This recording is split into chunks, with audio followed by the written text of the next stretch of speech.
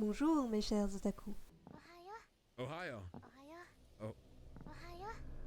Shut up. Say Ohio one more time. Say Ohio one more time. En tant que weeb sans aucune vie qui mate des animés, vous êtes sûrement au courant que les animés sont souvent des adaptations de mangas, de visual novels, de romans, de jeux ou d'autres trucs qui sortent tout droit de mon cul. Et vous savez aussi qu'une adaptation ce n'est pas la retranscription exacte de l'œuvre originale, si vous connaissez au moins la définition exacte du mot adaptation. Sauf qu'il y a une différence entre changer 2-3 trucs dans le scénario et défoncer une œuvre à coups de grands plugs anal de diamètre 30 cm. Et c'est exactement ce dont on va parler aujourd'hui.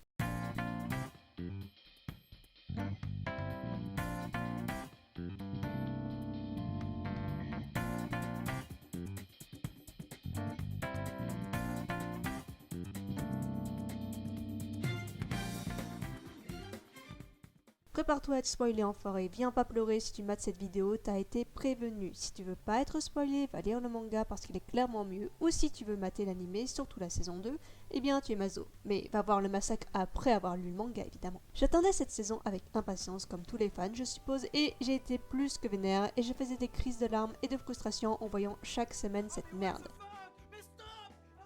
Sachez, avant de m'insulter en commentaire comme font tous les gens devant une vidéo drama, que je ne suis au courant de pas grand chose dans le contexte du studio. Si c'est juste le scénariste qui a pété un câble ou juste le directeur d'épisode qui a aussi voulu passer un rouleau compresseur du non-respect sur TPN. En tout cas, je ne détruirai pas le studio en lui-même qui n'a rien demandé et encore moins les animateurs qui ont fait tout ce taf d'animation. Sauf peut-être le dernier épisode et la scène finale. Alors pour les néophytes qui ne sauraient pas de quoi on parle, The Promised Neverland est un animé sorti en 2018 produit par le studio Cloverworks de la branche du plus célèbre A1 Pictures. Pour rappel, l'animé parle d'orphelins qui doivent s'échapper de leur orphelinat car ils sont destinés à être bouffés par des démons alias des monstres vraiment très vilains pas beaux. Dans la saison 1 qui d'ailleurs est vachement cool, à part le fait qu'ils aient enlevé les pensées des personnages mais passons, ils arrivent à enfin sortir de cet enfer et filer entre les doigts de maman Isabella. Dans la saison 2, d'après les prédilections des fans et de moi-même, on pensait que ça allait englober Goldie Pond, qui est une sorte de Hunger Games version démon en vachement cool, ainsi que l'apparition de nouveaux personnages. Mais à partir de l'épisode 4, on part dans un trip chelou, tout ça parce que les personnages ont mangé du poisson périmé. Morale de l'histoire, ne mangez pas de nourriture que vous ne connaissez pas les enfants, à moins que vous vouliez faire un bad trip bien sévère.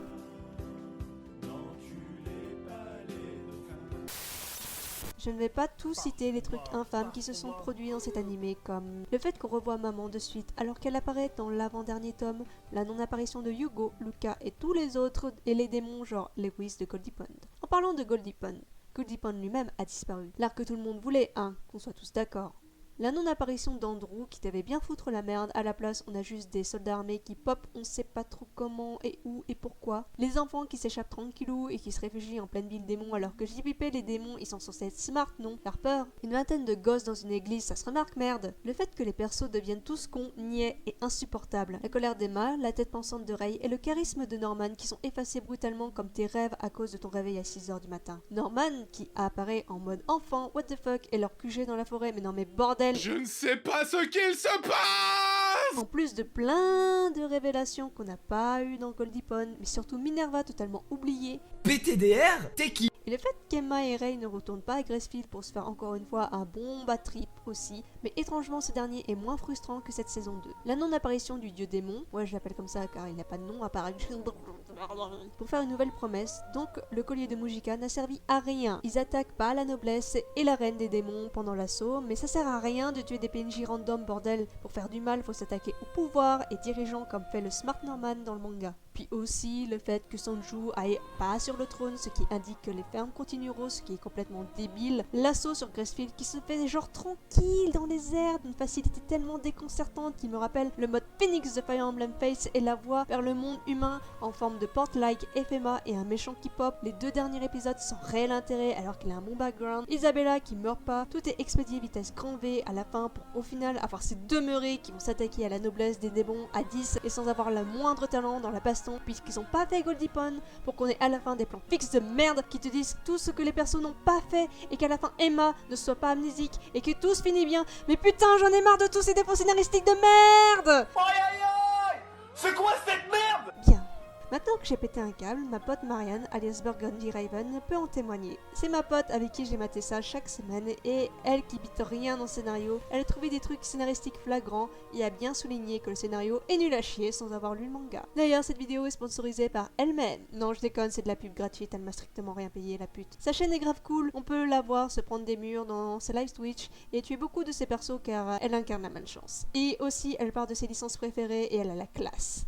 Bref, sa chaîne est dans la description, reprenons la vidéo. Je n'ai absolument pas compris pourquoi les scénaristes a décidé de faire ça. On peut penser à une limite budgétaire dans le sens de boucler l'animé en une dernière saison car il n'aurait pas assez de thunes pour faire la suite, mais bordel quand même. The Promised Neverland est un manga ultra célèbre, c'est illégal de faire ce genre de truc, surtout que ça allait faire gueuler plus de monde puisque c'est plus populaire. Les auteurs de manga ont généralement aucune mainmise sur ce que font le studio. Comme ils ont signé leur contrat avec les éditeurs, ils laissent leur droit d'utiliser leurs œuvres sans pouvoir rien dire et c'est sûrement ce qui s'est passé ici. Dans tous les cas, beaucoup de fans ont gueulé et ils ont le droit, oui. Mais il y a une différence entre s'énerver car oui c'est nul et aller harceler le studio et parfois même Wakanim qui diffuse ça alors que ce n'est pas de leur faute. Mais trop c'est trop. Là vraiment trop c'est trop. Soyez gentils les enfants, ne faites pas comme moi. Enfin si, râlez car les Français savent faire que ça, mais soyez respectueux envers les autres. Personnellement, je suis une fan du manga et j'aime beaucoup The Promised Neverland. Donc putain, on dirait une parodie et c'en est même pas une. Donc voir une adaptation aussi bâclée que même un résumé foireux de Crazy Bomb World est mieux réalisé, ça me gonfle. J'en ai rien à foutre. Bref, je ne conseille pas cette deuxième saison à part à ceux qui veulent voir le massacre qu'ils ont fait, mais bon, passer 4 heures de son temps devant cette adaptation pourrie, je sais pas le level de masochisme qu'il faut avoir, mais 50 nuances de Grace et Bisounours à côté. Il y a de très bons autres animés à voir, c'est vous qui voyez. De toute façon, je vous ai tout résumé, donc c'est à vous de juger. En tout cas, moi, je vais passer 4 heures devant une autre merde, car c'est ma passion d'être maso. Mais je ne remate pas cet enfant du diable, faut pas abuser.